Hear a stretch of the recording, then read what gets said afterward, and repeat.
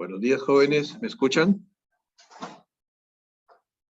Buenos días, doctor. Sí.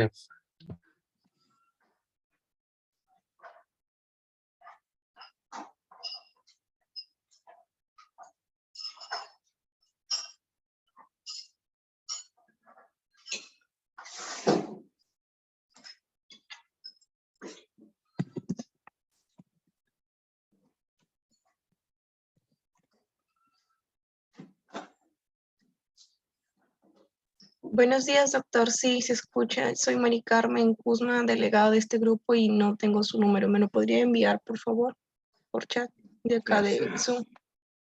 Sí, está bien. Ahorita te lo envío.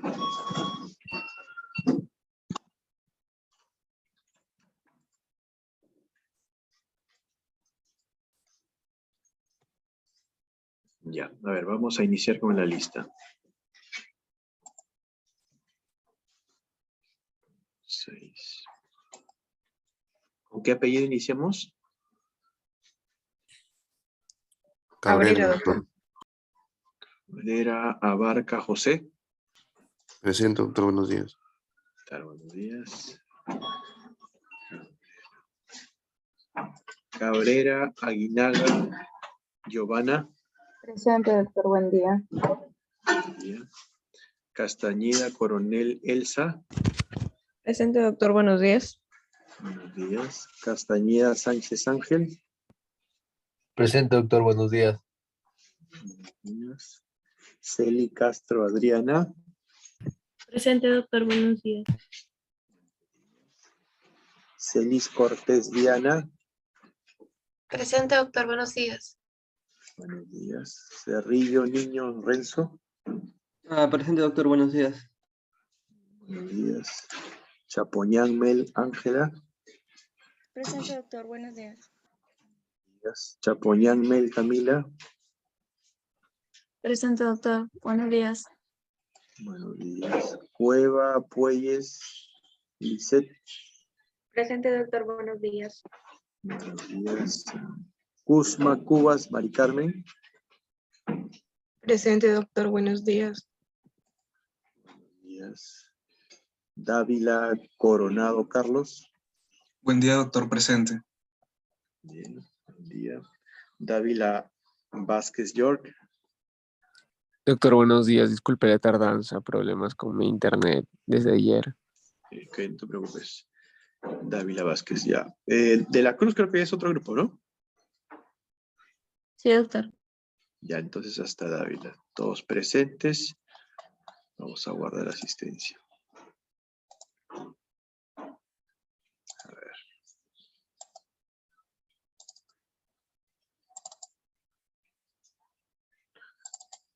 Hoy tenemos programado el tema de artritis reumatoide, ¿verdad? Sí, doctor. Sí, doctor. Bien. Y a ver, voy a compartir pantalla.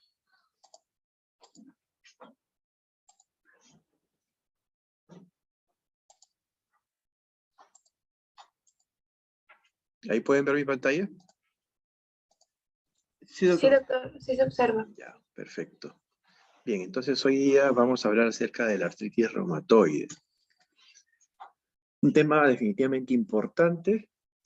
Ya es una enfermedad autoinmune con características inflamatorias, que ya hemos visto en la primera clase. Además, es sistémica, no solamente se aboca al compromiso osteoarticular, sino que hay compromiso también distante de otros órganos. Y además, como característica, lo más frecuente es que sea de una evolución crónica. Tiene una prevalencia en Latinoamérica de aproximadamente 1.4%, con cierto predominio en mujeres que en varones en una proporción de 3:1. Es interesante tener en cuenta que la prevalencia va aumentando con la edad y las diferencias entre el sexo disminuyen a edades avanzadas. Es decir, si bien es cierto, la mayor frecuencia se da en mujeres que en varones, pasada la menopausia, esa diferencia empieza a equipararse, ¿no? Y eso vamos a ver que puede haber hay una justificación hormonal, sobre todo estrogénica, que influye en ello. Lo más frecuente, hasta un 80% de los pacientes que se afectan con artritis reumatoide suelen debutar entre la cuarta y quinta década de edad.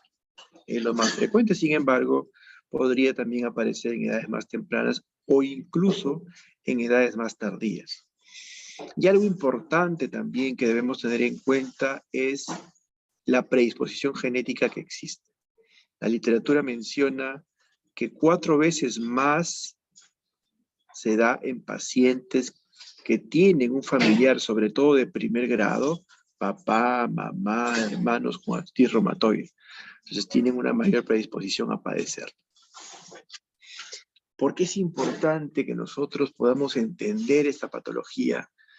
Porque no solamente va a afectar al paciente, también afecta a la familia, a la esfera laboral, en el trabajo, incluso a lo social. Muchos de los pacientes cuando empiezan a sentirse mal, más aún cuando aparecen las deformidades características también, les hace alejarse, ensimismarse, y eso definitivamente trae muchos problemas asociados. Por lo tanto, su calidad de vida disminuye. Asimismo, también en estos pacientes vamos a ver una disminución en su expectativa de vida. Y aquí hay que entender algo importante, que esta enfermedad, su principal causa de mortalidad es justamente la afectación cardíaca, sobre todo a nivel coronario. Entonces, la patología coronaria que puede aparecer por esta enfermedad de fondo es lo que suele causar la muerte en estos pacientes. Bien, entonces habíamos mencionado que esta es una enfermedad de características inflamatorias, de tiempo de evolución crónico, cuya característica importante es ser poliarticular, que suele afectar a más de 4 articulaciones, ser crónica, con más de 6 semanas de duración, de evolución. Además, como características, los patrones que habíamos comentado en la clase anterior, suele ser aditiva. Las articulaciones afectadas van sumando de forma simétrica y además pueden aparecer erosiones a nivel de las articulaciones, lo cual puede provocar las deformaciones características. Entonces, para que se produzca una artritis reumatoide, van a intervenir diversos factores. Dentro de ello, lo genético, la predisposición genética es importante. Aunado a los factores ambientales desencadenantes o factores neuroendocrinos, hacen que la artritis reumatoide se manifieste como tal. ¿Cuáles son esos factores genéticos predisponentes? Se ha visto que suelen tener un mayor porcentaje de afectación aquellos que tienen el gen HLA-DR4, hasta en un 70%. Se ha visto en modelos de estudios de gemelos monocigotos que hasta un 50% de ellos tienen la enfermedad. Factores ambientales predisponentes, aquí es importante sobre todo entender que el tabaco, que es una causa modificable, es un factor que predispone también al desarrollo de artritis reumatoide. Entonces, mucho ojo con aquellos pacientes fumadores. Y las infecciones, vamos a ver sobre todo infecciones de tipo viral, aunque también pueden haber algunas infecciones bacterianas que pueden gatillar, aunado obviamente a los otros factores, gatillan la presentación o desarrollo de una artritis reumatoide. Factores neuroendocrinos, aquí hablamos de los estrógenos. Recuerden que los estrógenos producen una estimulación mayor de las células T helper tipo 1, mayor que las T helper tipo 2, y esto brinda cierta protección ante esos procesos autoinmunes. Cuando ya vemos que, esto favorece al desarrollo de procesos autoinmunes. Cuando ya vemos que la mujer llega a un estadio de menopausia en la cual cae drásticamente los niveles de estrógenos, entonces ya la proporción va a ser muy similar a la afectación en hombres.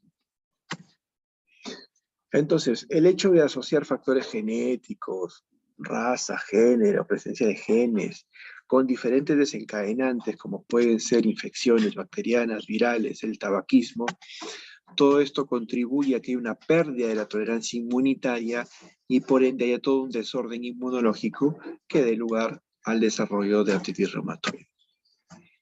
Una vez más, el hecho de sumar factores predisponentes da como consecuencia inmunológica un desorden en cuanto a la acción y la función que cumple el sistema inmunológico. Histopatológicamente vamos a ver cambios también, ¿no? Vamos a poder encontrar a nivel sinovial, que es justamente el órgano diana, que se afecta, o la parte diana de la articulación que se afecta, en la cual aparece edema, exudado de fibrina, y vamos a encontrar cambios tempranos a nivel de esa microvasculatura. Oclusión de la luz, edema de células endoteliales, angiogénesis, cambios que obviamente no se van a manifestar clínicamente todavía, pero es lo primero que aparece. Entonces, la sinovia es la principal área afectada, va a haber hiperplasia de esta sinovia, infiltración de linfocitos TCD4, formación de folículos linfoides y la aparición del denominado panus, que es el tejido de granulación que se extiende por todo el cartílago, de todo el cartílago de la articulación comprometida y que invade activamente y destruye el hueso periarticular, siendo que al final va a formar las erosiones. Entonces, para el desarrollo de la artritis reumatoide se van a presentar fases. Va a haber una fase inicial de inflamación exudativa en la cual proliferan los sinovitos, aparece edema velloso, acumulación linfocitaria. Todo eso es característico de una inflamación tanto sinovial como perisinovial. Posteriormente aparece una fase de proliferación sinovial con la presencia del panus, con la vascularización anormal del cartílago. El cartílago normalmente no es vascularizado. Aquí ya empieza a vascularizarse esa zona justamente por el proceso inflamatorio. Y todo esto termina en una fase final de fibrosis, en la cual hay retracción, deformación articular, osteoporosis yuxtaarticular. Todo esto da lugar a una anquilosis, a una fibrosis de la articulación. Entonces vamos a ver que estos pacientes suelen presentar manifestaciones extraarticulares. Hasta un 20% de los pacientes lo presentan. Y es importante considerarlo porque la enfermedad, mientras más severa sea, mayor manifestación extraarticular. Y eso se va a relacionar también directamente con la presencia de factor reumatoide. Mientras más alto el nivel de factor reumatoide, mayor probabilidad de compromiso extraarticular y peor pronóstico de la enfermedad. Entonces vamos a ver que los gatillantes van a dar lugar a que se desencadene todo este proceso inflamatorio que viene a estar mediado justamente por la liberación de diferentes anticuerpos de tipo inmunoglobulinas, como es el factor reumatoideo, y la liberación también de citocinas inflamatorias, como lo es la interleuquina, el factor de necrosis tumoral. Todo ello estimula también a los fibroblastos, condrocitos y osteoclastos a que provoquen destrucción articular. Ahora hay que recordar que las articulaciones tienen diferentes tipos de receptores. En ellas vamos a encontrar los denominados mecanorreceptores y los denominados nociceptores. Es importante conocer sus diferencias, porque los mecanorreceptores se caracterizan porque son de adaptación más rápida. Allí vamos a encontrar los denominados corpúsculos de Pacini, y son aquellos que van a responder a cambios, sobre todo mecánicos. Por otro lado, tenemos a los nociceptores, que son de adaptación más lenta. Allí vamos a encontrar los corpúsculos de Ruffini, y estos van a responder sobre todo a los movimientos, tanto de flexión como de extensión.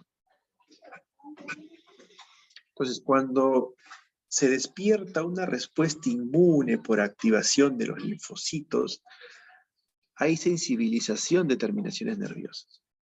Y hay liberación de diferentes sustancias, como neuropéptidos, histamina, serotonina, bradicinina. Y todas estas citocinas, sustancias inflamatorias, van a sensibilizar a los nociceptores. Por lo tanto, el hecho de que los nociceptores estén sensibilizados va a dar lugar al desarrollo de hiperalgesia en la articulación. Y en ella va a aparecer también un acúmulo de sustancias como los neuropéptidos que terminan inflamando la articulación con aumento de la permeabilidad capilar, mayor vasodilatación y obviamente una mayor temperatura en la articulación que está afectada. Todo esto, ¿cómo se va a expresar clínicamente? ¿Qué es lo que a nosotros nos va a hacer sospechar de esta entidad? Para empezar, hay que tener en cuenta que, si bien es cierto, la forma de presentación más frecuente, lo más común, es que esta artritis reumatoide se dé de una manera insidiosa, gradual, también no hay que perder de vista que puede tener una forma de presentación aguda y subaguda. Lo más frecuente es que sea insidioso, hasta un 65%, en semanas y meses va progresando. Inicialmente el paciente va a presentar síntomas constitucionales o generales, como es astenia, dinamia o pérdida de peso. Posteriormente ya se van agregando un cuadro clínico más característico, como la rigidez matutina, que suele durar más de 30 minutos, el hecho de mejorar con la actividad, es decir, aquellos síntomas que me orientan sobre todo a un síndrome inflamatorio. Y el paciente, mientras se da todo esto, va consultando de médico en médico, debido a que es muy inespecífico al inicio y obviamente no se puede tener un diagnóstico claro. Pero hay algunos que pueden debutar de una forma aguda en cuestión de días, y aquí es importante tener en consideración la aparición de fiebre. Y esto les suele postrar rápidamente a los pacientes con un compromiso, si bien es cierto, poliarticular, pero sobre todo de forma asimétrica. Y por otro lado tenemos también aquellos de presentación subaguda o intermedia en días o semanas, en la cual suele haber sobre todo una afectación, al menos inicialmente, oligoarticular. Entonces, no olvidar que el patrón articular es importante tenerlo en cuenta. Si bien es cierto, lo más frecuente es que la artritis reumatoide se trate de una poliartritis, sobre todo simétrica, pero pueden haber también algunas excepciones. ¿Qué articulaciones son las que se afectan con mayor frecuencia en esta patología? Pues vamos a tener que es característico, sobre todo inicialmente, la afectación de pequeñas articulaciones metacarpofalángicas o interfalángicas, sobre todo interfalángicas proximales. Recordando también que en la artritis reumatoide es muy frecuente que se respete la afectación de las interfalángicas distales. También vamos a ver que están comprometidas las muñecas, pueden aparecer comprometidas las rodillas, los codos, los tobillos, el pie. Entonces, al momento de que el paciente viene con el dolor, porque eso es lo que lo va a traer a la consulta, el dolor articular, que puede ser que inicia a nivel de manos, que es lo más frecuente, hay que revisar articulación por articulación, es decir, cada articulación metacarpofalángica, cada articulación interfalángica, incluso valorar también si hay algún aumento de temperatura, de volumen, eritema, dolor a la palpación y la disminución de movimientos articulares. Puede ser muy característico poder ver signos inflamatorios que sean evidentes desde la inspección o incluso deformidades clásicas o características como la mano en ráfaga o desviación cubital o los dedos en cuello de cisne o en ojal, que es muy característico de artritis reumatoide y que es muy fácil hacer el diagnóstico ya cuando encontramos estos datos. Pero, conforme avancemos lo vamos a recalcar, justamente el objetivo a los que debemos nosotros apuntar es a un diagnóstico cada vez más temprano. ¿Para qué? Para tratar justamente de evitar a llegar a ver estos cuadros y estas complicaciones. Dentro de la analítica, yo puedo solicitar una biométrica hemática donde puedo evidenciar anemia, sobre todo típica de la enfermedad crónica, es decir, una anemia normocítica normocrómica. Puedo encontrar trombocitosis.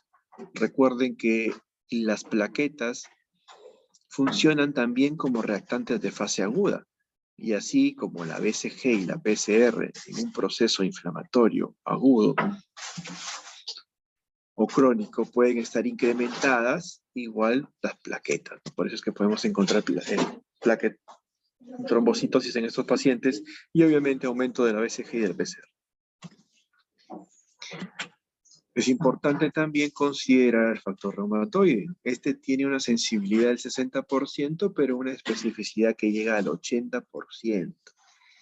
Y es útil en la clasificación, que obviamente nos va a apoyar al diagnóstico, porque si bien es cierto, nosotros hablamos, en la literatura lo que encontramos son criterios de clasificación, porque son los que se utilizan en aquellos grandes estudios, ensayos clínicos.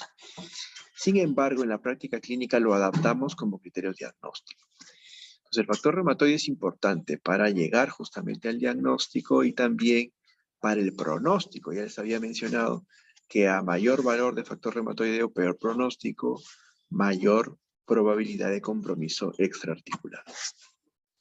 Pero el factor reumatoide no es exclusivo de la artritis reumatoide. Como habíamos visto en la lámina de fisiopatología, es en realidad una inmunoglobulina, es una proteína que, si bien es cierto, su síntesis o producción se eleva en la artritis reumatoide, también podemos encontrarla en otras enfermedades del tejido conectivo, como la enfermedad de Sjögren, o la enfermedad mixta del tejido conectivo, el lupus, o incluso otras patologías como la tuberculosis, hepatitis, y también considerar que en adultos sanos puede encontrarse hasta un 7%, y en adultos mayores, sobre todo por encima de 60 años, hasta en un 15% en adultos sanos, sin patologías. Entonces, aquí es importante recalcar una vez más que nosotros no nos vamos a guiar solamente por exámenes de laboratorio. Los exámenes de laboratorio son exámenes auxiliares o complementarios, que van a complementar nuestros datos clínicos. Y lo principal y lo que va a mandar siempre es la clínica del paciente. Una buena historia clínica que incluye una buena anamnesis, con un buen examen físico, que nos haga plantear unas buenas hipótesis diagnósticas, y a partir de ahí, ya estos exámenes auxiliares nos van a permitir para confirmar o descartar nuestra hipótesis según integremos el cuadro clínico que presenta el paciente. Otro factor inmunológico importante es la presencia de anti-CCP, cuya sensibilidad puede llegar incluso hasta un 92%, y que sumado al factor reumatoideo, ambos suman una especificidad de hasta el 96%. De ahí su importancia de pedir ambos. Imágenes también pueden ser útiles, sin embargo, lo primero que podemos encontrar es una tumefacción a nivel de las partes blandas. Algo característico también, sobre todo en lo radiológico, es la presencia de osteopenia yuxtaarticular. También podríamos encontrar erosiones óseas, pero esto sí es importante tener en cuenta que suelen ser evidencia de un mal pronóstico, sobre todo si es que estas erosiones aparecen de forma precoz. Pueden aparecer también luxaciones o subluxaciones en las articulaciones comprometidas. Y muchas veces, y lo más común, es que si viene un paciente con dolor articular, pongamos en manos, y yo le haga una placa, lo más probable es que esta se vea normal. Por eso es que ahora hay otro tipo de imágenes que nos pueden ayudar a tener una orientación más temprana de si hay o no un proceso inflamatorio, como es la resonancia o incluso la ultrasonografía. Pero la radiología es lo convencional y es lo primero que pedimos. Aquí estamos viendo una radiografía bilateral de las manos, pero con imágenes clásicas de una desviación cubital, manos en ráfaga, una gran osteopenia yuxtaarticular, muy característica de la artritis reumatoide. Entonces aquí en las flechas amarillas del lado de la izquierda, de la imagen de la izquierda, podemos observar la denominada osteopenia yuxtaarticular, ¿no? Nosotros recordamos que el hueso, la densidad ósea, tiene una coloración sobre todo radiopaca, es decir, blanquecina. En cambio, si se vuelve radiolúcida, ya medio negra, corresponde sobre todo a una osteopenia de tipo yuxtaarticular. En la imagen de la derecha podemos ver también que hay compromiso del espacio sinovial o del espacio articular. Y esto es característico no solamente de la artritis, sino también de la artrosis, pero la diferencia es que, como vemos aquí en la artritis reumatoide, ese pinzamiento o esa disminución del espacio articular es simétrico. En cambio, en la artrosis podemos ver también un pinzamiento articular, pero sobre todo asimétrico. Aquí vemos la presencia de erosiones características también de la artritis reumatoide. Y aquí miren la muñeca. Esta muñeca está prácticamente tomada, ya anquilosada, destruida. Prácticamente no hay muñeca en esa radiografía. Producto también de la artritis reumatoide. Entonces buscar si hay alguna deformidad, buscar si hay sinodia de Aquiles, buscar si hay erosiones. Todo eso es lo que debemos ir buscando si es que pedimos una radiografía de manos o de la articulación comprometida, ¿no? Vamos a encontrar también las deformidades típicas como en cuello de cisne, en botonera, la mano en ráfaga o desviación cubital. Pero les había mencionado de que si bien es cierto la radiografía suele ser el examen convencional, muchas veces nos suele dar datos tardíos. Entonces hay otros métodos imagenológicos que nos permiten obtener datos inflamatorios más temprano. Y dentro de ello está la ecografía o ultrasonografía. La ecografía nos permite ver si hay un aumento ya de la membrana sinovial por la hiperplasia que se produce. Si hay presencia de derrame articular que incluso no es detectado en el examen clínico. O ver si hay alguna ruptura tendinosa o ligamentaria o una inflamación de lo que es el aparato intésico.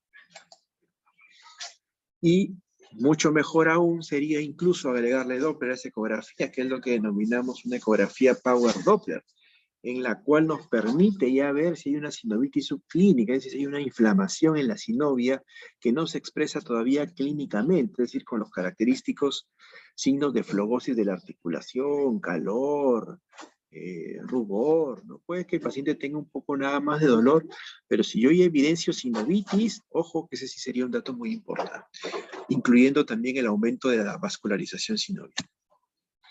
La resonancia magnética también es otro examen que nos permite también una valoración inflamatoria precoz. Nos permite ver partes blandas y también componente óseo. Ahí vemos una resonancia donde vemos un compromiso de muñeca.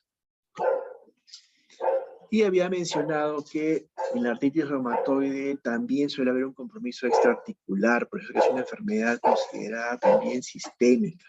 Hasta un 50% de los pacientes pueden tener un compromiso extraarticular. Entonces, clínicamente esos pacientes pueden tener una clínica general, como hemos visto, con fiebre, adenopatías incluso puede aparecer, pérdida de peso, fatiga, mayor frecuencia de infecciones, pero también aparecen compromiso en diferentes órganos. A nivel de la piel puede aparecer eritema palmar, nódulo subcutáneo, presencia de vasculitis. A nivel ocular puede aparecer cuadros de epiescleritis o escleritis. A nivel pulmonar puede aparecer pleuritis o compromiso intersticial pulmonar.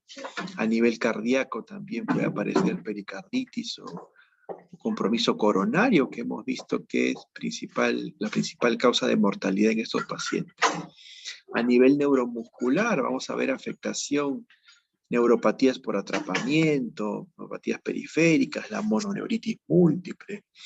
A nivel hematológico puede aparecer el denominado síndrome de Felty, compromiso también ganglionar, y se van a asociar también otras patologías a la R, como es el síndrome de Sjögren o la presencia de amiloidosis.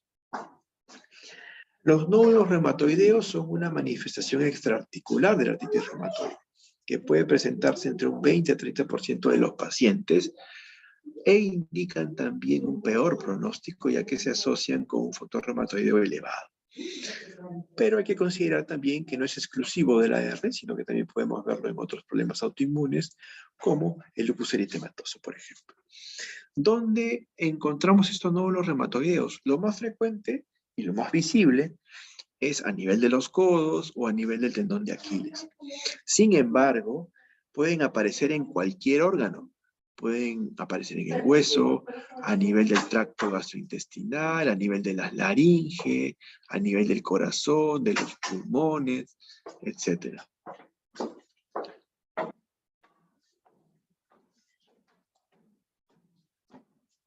Entonces, Aquí es importante no confundirlos con los tofos de la gota, ¿no? Lo más frecuente es que estos nódulos aparezcan sobre todo en codos, a nivel tendón de Aquiles, a diferencia de los tofos que aparecen en la gota, pueden aparecer en múltiples articulaciones. Entonces, es importante tener en cuenta que estos nódulos aparecen porque justamente se relacionan también a un factor reumatoide elevado y eso puede condicionar a un peor pronóstico. La vasculitis es otro tipo de complicación extraarticular. Aquí es importante tener en cuenta la vasculitis leucocitoclástica, que clínicamente se va a manifestar como la presencia de una púrpura palpable, sobre todo a nivel de extremidades. Entonces, cuando ustedes también reciban un paciente con púrpura, es decir, con lesiones purpúricas en piel, es importante palparlas. Porque si uno palpa, y en realidad es como una mácula, es todo plano, te vas a orientar probablemente más a causas hematológicas. Pero es una púrpura palpable en la cual vemos un fondo que se palpa, entonces esto me puede orientar más sobre todo una vasculitis como es la vasculitis leucocitoclástica, ¿ya? Leucocitoclástica. Y es muy característico encontrarlo en aquellos pacientes con artritis reumatoide. También puede aparecer afectación de pequeñas arterias, de vasos medianos, etc. Pero es muy característica la vasculitis leucocitoclástica.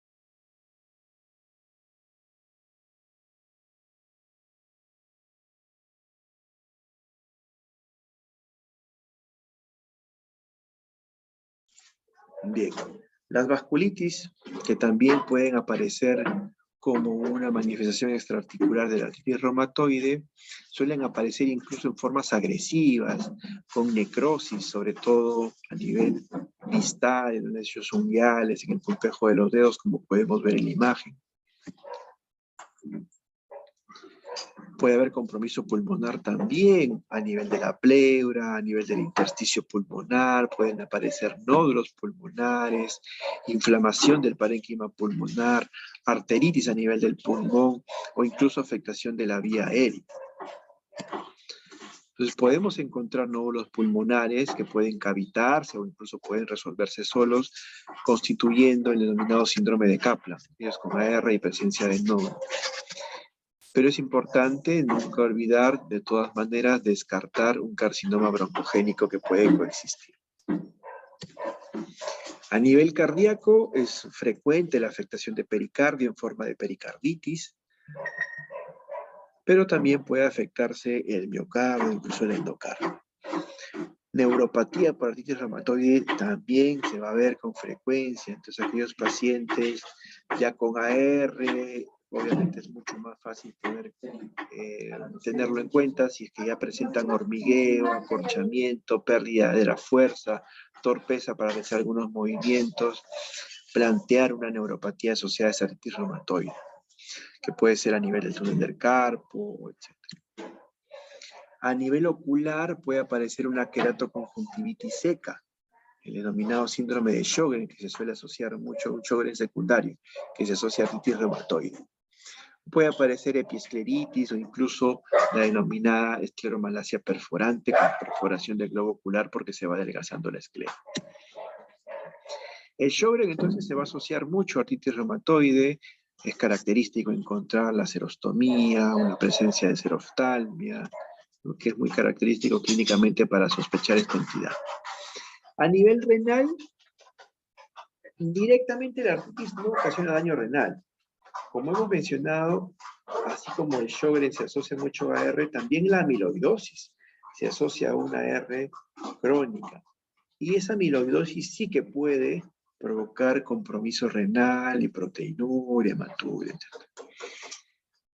A nivel hematológico, es típico encontrar una anemia de enfermedad crónica y también trombocitosis, como hemos mencionado, o una eritropoiesis inefectiva también.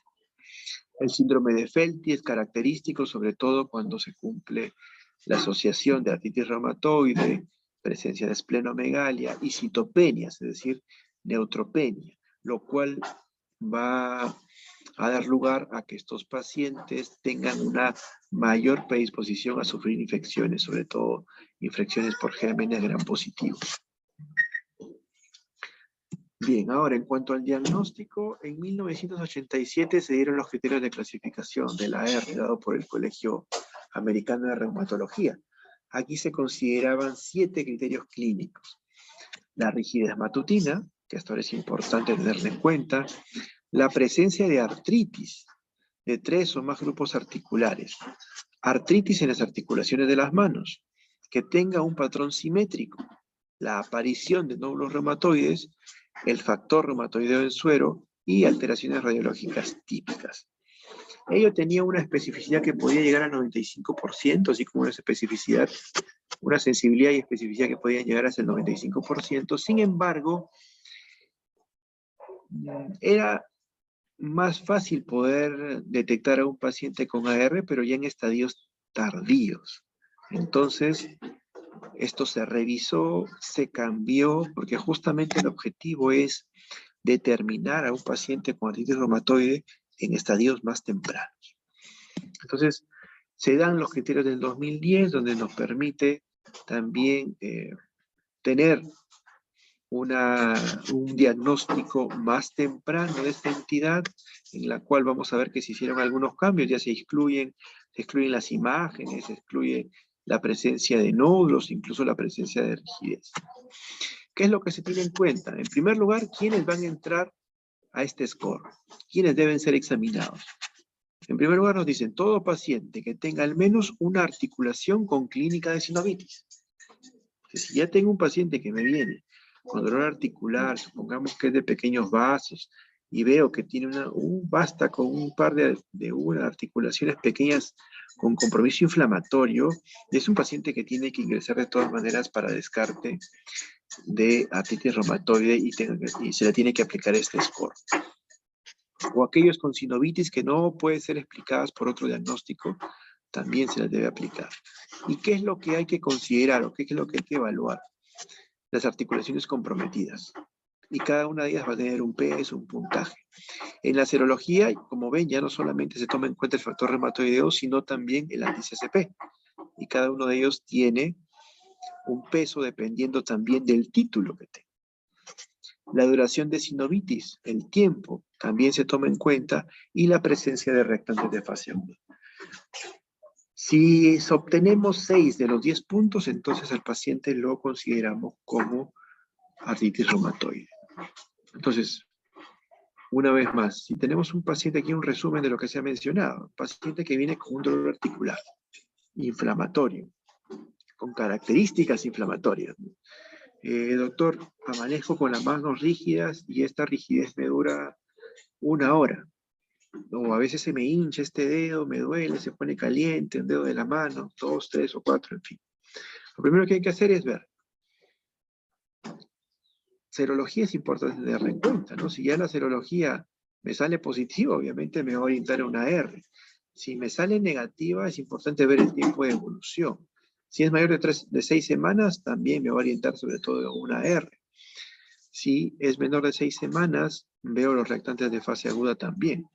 Ahora, dependiendo del compromiso articular, yo también puedo hacer mi esquema y mi disquisición diagnóstica, ¿no? Entre 4 a 10 pequeñas articulaciones comprometidas, la serología es importante considerarla, nuevamente el tiempo de evolución. Si son menos las articulaciones comprometidas, de igual manera la serología es importante. Entonces aquí se van a aunar todos los factores que hemos mencionado en el score que debemos aplicar. En primer lugar, determinar. ¿Estoy frente a un paciente con un síndrome inflamatorio articular? Sí. Planteo artritis reumatoide en ellos y tengo que aplicar el score. ¿Qué me sirve? El tiempo de enfermedad, precisarlo bien, los reactantes de fase aguda, el factor reumatoide del anti-CCP, que son la serología, el número de articulaciones comprometidas. Todo eso debe estar bien precisado. Hay diagnósticos diferenciales también que podemos tener en cuenta, ¿no? Artritis virales que pueden ocasionar también compromiso poliarticular, o incluso otras enfermedades autoinmunes como el lupus eritematoso sistémico. Sin embargo, cada uno de ellos va a tener sus características clínicas que nos van a orientar sobre todo más a uno que a otro. Hay infecciones virales también como los parvovirus o neoplasias como el mieloma múltiple que pueden ocasionar dolorosis, por ejemplo. El mieloma múltiple es característico, es una neoplasia hematológica característica de adultos mayores, sobre todo, en la cual vamos a ver principalmente lisis, osteolisis, ¿no? Es característico, paciente adulto mayor con dolorosis y anemia, hay que pensar en mieloma de todas maneras, dentro del diferencial.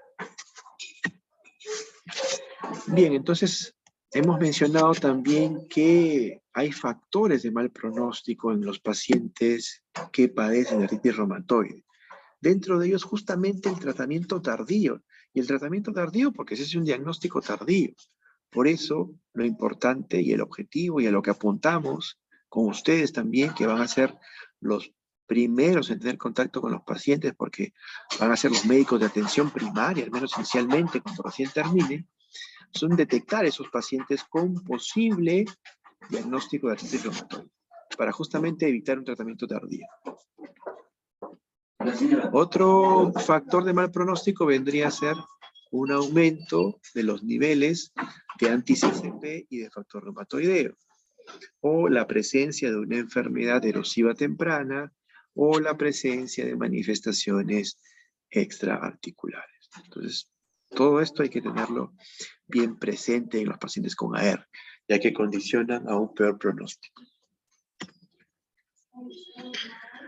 También el tabaquismo, ya hemos visto cómo el tabaquismo interviene también en la manifestación de artritis reumatoide. Y obviamente el mal apego al tratamiento, la mala adherencia, ya sea porque falta una atención médica temprana o una atención incluso especializada en aquellos casos en los que se requiera, o el hecho de tener pocos recursos económicos también, o los mismos efectos adversos que los medicamentos pueden ocasionar. Entonces, el manejo en estos pacientes puede ser farmacológico y no farmacológico. Y me pareció muy interesante traer esta diapositiva en la cual se habla de los 8 principios generales en el tratamiento de la AR que hay que tener en cuenta.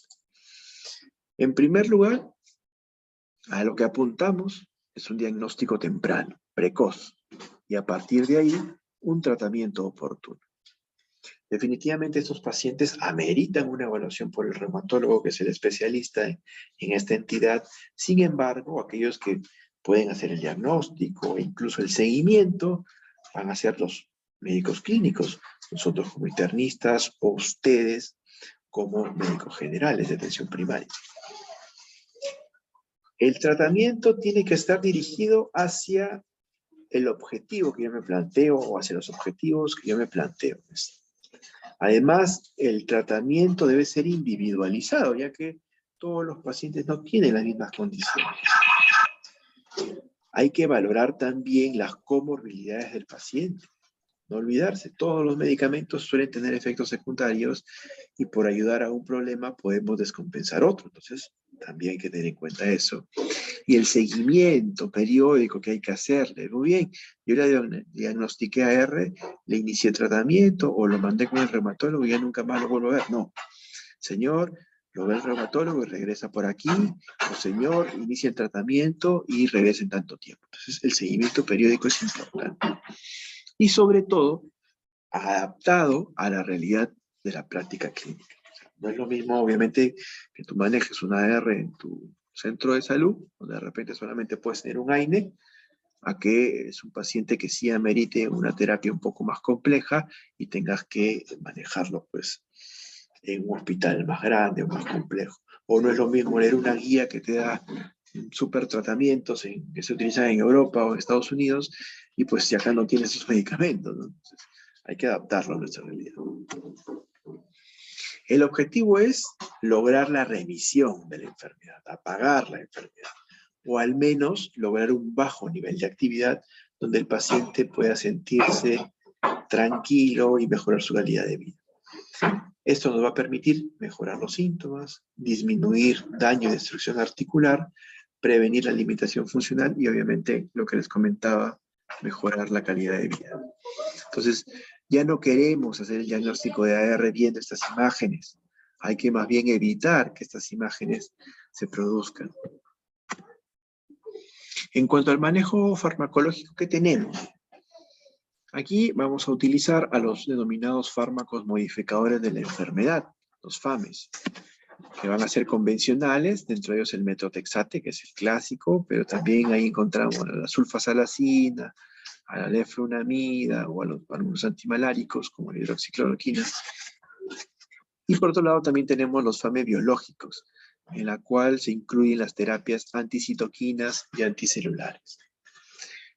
Pero se siguen utilizando y se siguen manteniendo aquellos esquemas de hace muchos años, como son los glucocorticoides y los antiinflamatorios.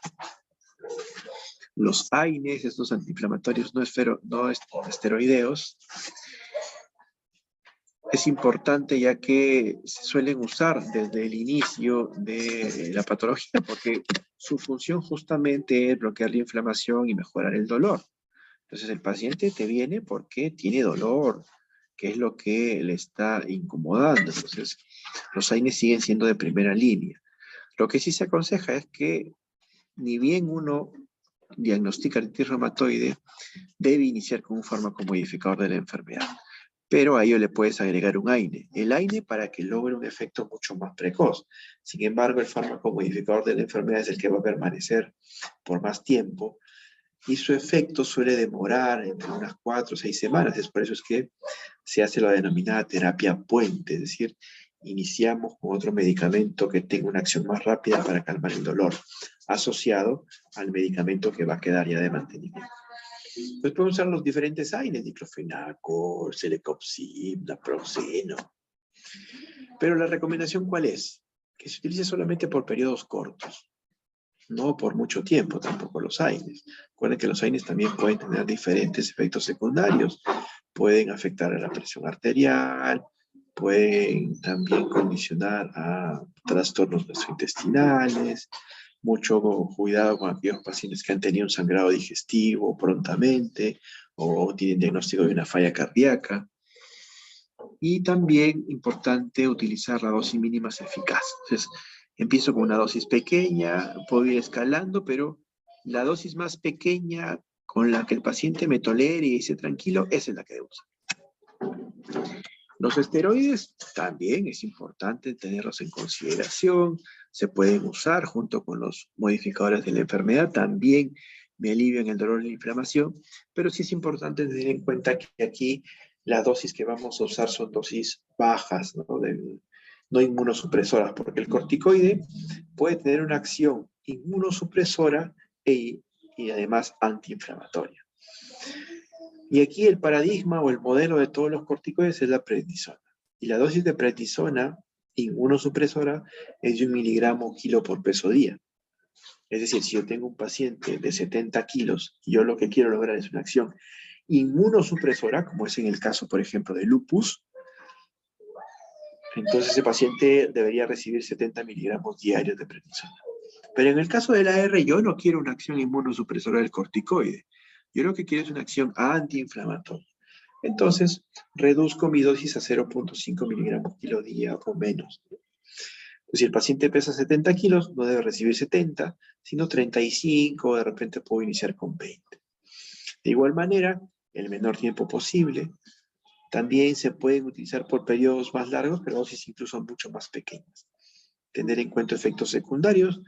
Los corticoides también pueden alterar la presión arterial, pueden alterar la glicemia en los pacientes, sobre todo diabéticos, pueden condicionar también a mayor osteopenia o osteoporosis, por eso es que se debe considerar también el uso de vitamina D o calcio suplementario de ser necesario.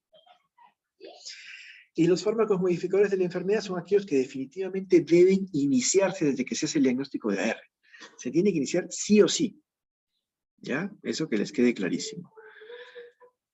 Yo tengo el diagnóstico de AR, inicio mi fármaco, que obviamente le puedo asociar un AINE o un corticoide dependiendo para una acción mucho más rápida en cuanto al manejo del dolor y la inflamación, pero ya debe estar presente el fármaco modificador de la enfermedad. Metotrexate es lo que seguimos usando con mayor frecuencia, que lo podemos usar vía oral, intramuscular o subcutáneo, que se suele usar de una forma semanal, que también permite una mejor adherencia. Pero hay otras alternativas como la leflunomida, la sulfasalacina, la cloroquina o la hidroxicloroquina que también se pueden emplear. Antiguamente se solían emplear las denominadas sales de oro, que en realidad ahora ya prácticamente no se usan, y en algunos casos se puede considerar de repente ciclosporina, azatioprina, micofenolato, incluso ciclofosfamida, dependiendo ya del caso. Esto obviamente ya es un manejo más especializado. Por otro lado, tenemos también fármacos modificadores de la enfermedad biológicos. Y aquí tenemos a los bloqueadores de citocina como los anti-TNF. Aquí contamos con etanercept, adalimumab, infliximab, o bloqueadores de receptores como los anti-CD20, como es el rituximab, o los anti-interleuquina 6, como es el tocilizumab. Y también inhibidores de las moléculas de coestimulación como el abatacept. Uno de los más modernos es el tofacitinib, que fue aprobado en el 2012 por la Federación Americana de Drogas, en la cual incluso se vio que podría ser útil en artritis reumatoide leve a moderada, sobre todo en aquellas refractarias a metotrexate o a fármacos modificadores de la enfermedad biológicos como son los anti-TNF. La importancia de este tofacitinib es que es un inhibidor del JAK3, lo cual da lugar a una interrupción de la activación y proliferación de los linfocitos T colaboradores y cistotóxicos. Se ha probado su eficacia así con diferentes scores que sirven para el seguimiento de estos pacientes. Uno de los más conocidos es el DAS28. Y además se ha visto los efectos adversos suelen ser leves, más del 10% suelen ser infecciones leves, entre 1 y 10% cefalea, diarrea, y menos del 1% puede dar leucopenia o granulocitopenia. Bien, entonces, ¿qué es importante tener en cuenta en el manejo farmacológico de estos pacientes? El tratamiento con un fármaco modificador de la enfermedad se debe iniciar tan pronto como se realice el diagnóstico de AR. Recalcarles lo que ya les había mencionado. El tratamiento debe tener como objetivo alcanzar la remisión o la baja actividad de enfermedad de cada paciente. Bajarle la inflamación, bajarle el dolor al paciente. En algunos pueden quedarse sin nada de dolor ni inflamación, que sería la remisión. Pero al menos en lo mínimo tolerable es a lo que se tiene que apuntar. Y la monitorización frecuente. Cada un mes, cada 3 meses, obviamente dependiendo de cómo vaya, se puede ir espaciando los controles. El metotrexate sigue siendo la piedra angular en el manejo de AR. Si es que están contraindicados, se puede considerar la leflunomida o sulfasalacina y tener en cuenta los corticoides como terapia puente, los que les había comentado. En combinación, obviamente, con el fármaco modificador de la enfermedad, sugieren un máximo de 6 meses seguir recetándose según actividad de la enfermedad. Ahora, el EULAR, que son las recomendaciones europeas, nos menciona el manejo en fases. Es decir, en una primera fase, si yo hago el diagnóstico clínico de AR y el paciente no tiene contraindicación para metotrexate, inicio con metotrexate. que puede ser en monoterapia o puede ser combinada, ¿no? Asociado obviamente a la terapia puente con glucocorticoides o con AINES. Ahora evalúo, si yo alcanzo el objetivo a los 6 meses, queda ahí. Si hay contraindicación para un metotrexate, puedo usar de repente otro fármaco como leflunomida o sulfasalacina. De igual manera, observo a los 6 meses. Si es que logro el objetivo, es decir, remisión, si logro remisión o baja actividad o mínima actividad, sigo con el esquema. Pero si no, paso a una fase 2, en la cual yo ya valoro también incluso los factores de mal pronóstico. Si hay ausencia de factores de mal pronóstico, entonces yo podría cambiar de fármaco modificador de la enfermedad, de tipo de fármaco modificador de la enfermedad, o si es que ya sobre todo hay signos de mal pronóstico también, lo ideal sería iniciar o adicionar un biológico. Nuevamente evalúa los 6 meses. Si en los 6 meses no alcanzo el objetivo, voy a una fase 3 en la cual adiciono, además del fármaco modificador de la enfermedad convencional, un biológico definitivamente, y puedo tener en cuenta también el uso del denominado tofacitinib.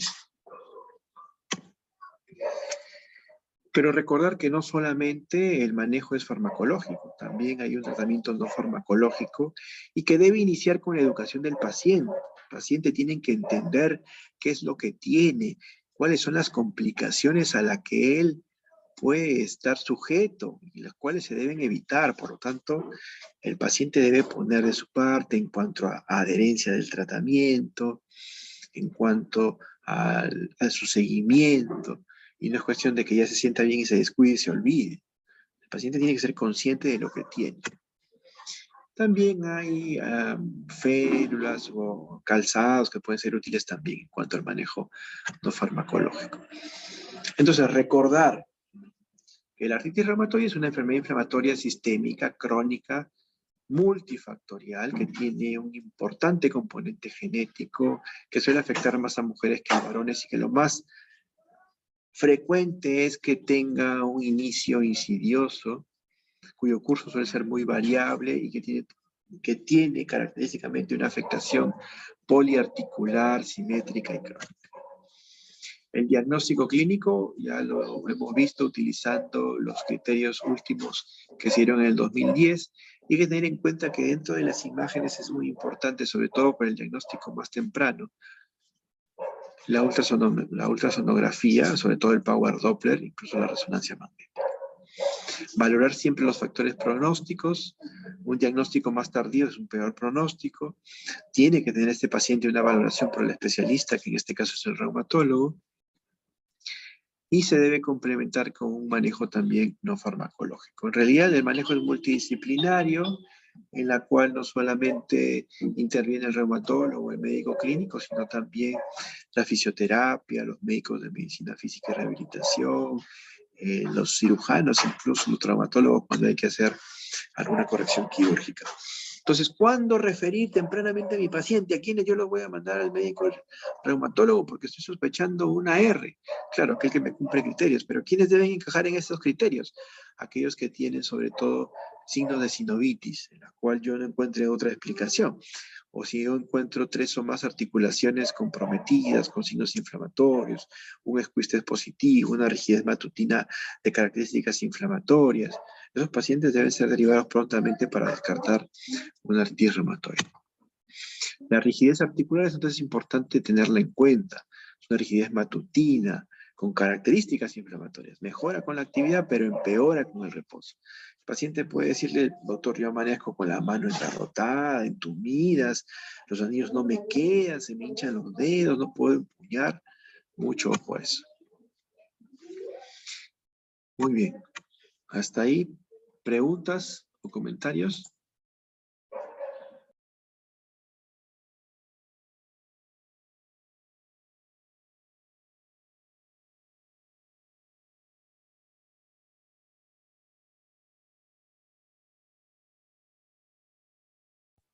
Doctor, disculpe, yo tenía una consulta. Sí, claro. Había leído, pero la guía era bastante antigua, sobre el uso del DAS-28, que es tipo una escala para ver si es que había una buena respuesta terapéutica y con respecto, creo que se evaluaba el índice de Ricci, que era ver más o menos el dolor de la articulación, también el número de las articulaciones, la velocidad de sedimentación globular y una evaluación general del doctor. Mi pregunta era si es que esa escala de edad 28 se seguía usando actualmente o ya no se tiende a usar. Sí, hasta el momento se usa. En realidad, obviamente hay que tener en cuenta bien todos los componentes para poder valorar según el puntaje. Nos permite nosotros plantear una remisión o una actividad de la enfermedad baja, que sería el objetivo, o también nos permite hablar de una actividad moderada o incluso alta. Sí se sigue usando, hasta el momento se puede usar. Sin embargo, a veces pues en realidad en el consultorio no estamos ahí con la tabla viendo cuántos criterios cumple. Es muy importante siempre la clínica, obviamente el seguimiento. Tú ya sabes cómo lo has encontrado anteriormente a ese paciente, cuántas articulaciones ha tenido comprometidas, si ahora no las tiene, si ya el proceso inflamatorio definitivamente clínicamente ha mejorado, y si el paciente ha mejorado su calidad de vida, es el mejor indicador. Pero sin embargo, en términos académicos, sí se sigue utilizando, sí lo podemos utilizar, claro que sí. El DAS 28 todavía sigue vigente. Está bien, doctor. También había leído sobre los criterios de remisión clínica para ver, creo que esos son para ver si es que el fármaco está funcionando correctamente, ¿no, doctor?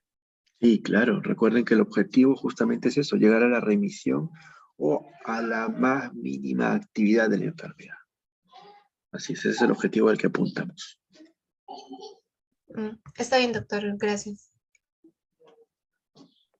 Doctor, yo tenía otra pregunta que es con respecto al tratamiento. ¿El metrotexate se utiliza como monoterapia debido a que no contamos con los otros fármacos o de acuerdo a qué guía? Porque al menos en el Tratado del Ser mencionaban de que o sea, hay ciertos fármacos que se usan como monoterapia, donde está el adalimumab y el Etarnecer, y los demás se utilizaban junto con metotrexate, pero no metrotexate solo. Entonces yo quería preguntarle a qué se debe que nosotros usamos metrotexate solo, o sea, ¿se debe a que no contamos con los otros fármacos o quizás otra guía lo es? No, en realidad sí los contamos, sino que vamos pues evaluando a nuestro paciente, ¿no? Como justamente mencionaba ahí, la primera fase de manejo que mencioné el Neular, de todas maneras un fármaco modificador de la enfermedad tiene que estar, y es lo que hacemos nosotros aquí en la práctica clínica, ¿no? Iniciamos con un metrotexate. Obviamente si el paciente está con todo el dolor y la inflamación le podemos asociar un aire o un corticoide, dependiendo de lo que necesite, y vamos haciendo el seguimiento. Lo más pronto es citarlo al paciente dentro de 4 o 6 semanas para ir viendo si es que ya vamos consiguiendo el objetivo de minimizar la clínica y el proceso inflamatorio. Si es que el paciente en realidad va cumpliendo los objetivos en el seguimiento, puede continuar con su monoterapia de metotrexate. De lo contrario, sí podríamos plantear también otro fármaco asociado. Ahora, nosotros somos un país que nuestro sistema de salud, si bien es cierto, no cuenta con todos los medicamentos que muchas veces se dicen en las guías internacionales, tenemos medicamentos que muchas veces también son restringidos. Entonces, el metotrexate está para todos. Podemos de repente por ahí considerar una leflunomida u otro fármaco modificador de la enfermedad convencional. En el caso de los fármacos modificadores de enfermedad biológicos, ahí sí es un poco más complicado, porque en el caso, sobre todo hospitalario, ¿no? Si es que un paciente, una opción sería también poder iniciarle un fármaco modificador de la enfermedad biológica desde el inicio, como monoterapia, como bien ha mencionado, pero no lo hacemos, uno, por obviamente el costo del medicamento que le cuesta también al hospital, al sistema de salud. Entonces, se suele reservar para aquellos pacientes en los que ya definitivamente hay un sustento, en los cuales no hay una buena evolución, inicialmente con monoterapia y seguido después de una terapia ya aditiva. Entonces, eso es básicamente en el contexto de nuestro sistema de salud. Después, como decía, el tratamiento tiene que estar adaptado a nuestra realidad, ¿no? Claro, el CER nos dice una cosa y está bien, sin embargo tenemos que adaptarlo a lo que nosotros tenemos. ¿Se entendió? Sí, doctor, gracias. Doctor, otra pregunta con respecto a las diferencias entre artrosis y artritis. Exactamente en cuanto a lo que es afectación de manos, la diferencia es que en la artritis respeta las interfalángicas distales, ¿cierto? Mientras que la artrosis no. Porque después porque después en los nódulos, usted mencionó de que, o sea, en la artritis aparece como que en codos y así, ¿no? Pero si por A o B aparecieran en manos, ¿hay forma de diferenciarlos con los de Heber y los de Burchard? Claro, los nódulos reumatoideos son nódulos grandes. En cambio, los de la artrosis son pequeños, ¿no? Muy característicos del compromiso interfalángico distal y proximal. O sea, es bien raro que tú veas una R con nódulos reumatoides que tengan nódulos en la interfalángica distal, ¿no? Entonces, esa es una diferencia así importante. Y como le digo, son mucho más grandes y por eso es que se suelen apreciar sobre todo a nivel de codos y a nivel del tendón de Aquiles. Gracias, doctor.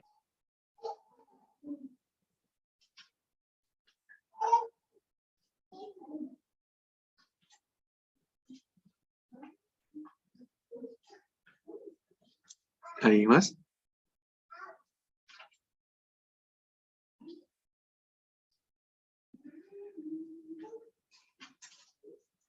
Ya. A ver, Mari Carmen es, me parece, su delegada. Sí, doctor. Ya. A ver, Mari Carmen, ¿me escribiste? ¿Sí, no? Sí, sí le hablé, doctor. Ya.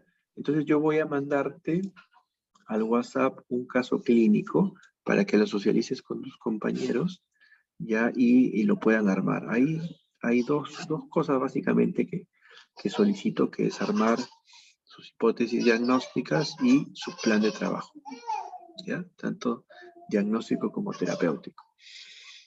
Te lo voy a enviar, lo socializas y lo van armando, ¿está bien? Ya luego nos reencontramos. Doctor, ¿en cuánto tiempo tenemos para realizar de manera grupal nuestro trabajo? Mira, a ver, hoy estamos lunes, ¿no? Ya, ¿les Sí. parece si el miércoles lo presentan antes del seminario? Porque el miércoles tenemos seminario, ¿verdad? Sí, claro, seminario de... Ajá. Ya, entonces, unos 15 o 20 minutos máximo para exponer el casito y luego pasamos con el seminario, ¿sí? Ya. Bien, doctor, una consulta más. ¿Tenemos que exponer todos o algunos o a los que usted llame? ¿Cómo? No, sí. ¿Cuántos son ustedes? Somos 13. Ya, lo que tendrían que hacer en todo caso es solamente entre ustedes se reparten, ¿no? De repente algunos cogen el caso clínico y otros el seminario, ¿ya? Ya, Y ahí lo doctor. manejan ustedes. Gracias. Listo, ya te lo envío. Ya, chicos, buen día. Doctor, disculpe, Sí. para el seminario del miércoles, ¿va a haber un tiempo límite para cada persona o usted va a elegir o cómo es la metodología que usted usa? No hay problema. Ustedes ya se ordenan y presentan. ¿Ya? No hay problema, ya ustedes manejan sus tiempos ahí. Obviamente lo que sí necesito es que sea pues un seminario completo, ¿no? Desde la parte introductoria, definición, que queden claros los criterios diagnósticos, el plan diagnóstico y terapéutico, que es lo que nos interesa también, ¿no? Incluyendo obviamente aspectos fisiopatológicos. O sea, una revisión completa del tema. ¿Está bien? Está bien, doctor. Listo, ok. Entonces ya les envío, ¿eh? Buen día. Gracias, doctor. Gracias, doctor. Hasta luego. Gracias, doctor. Hasta luego.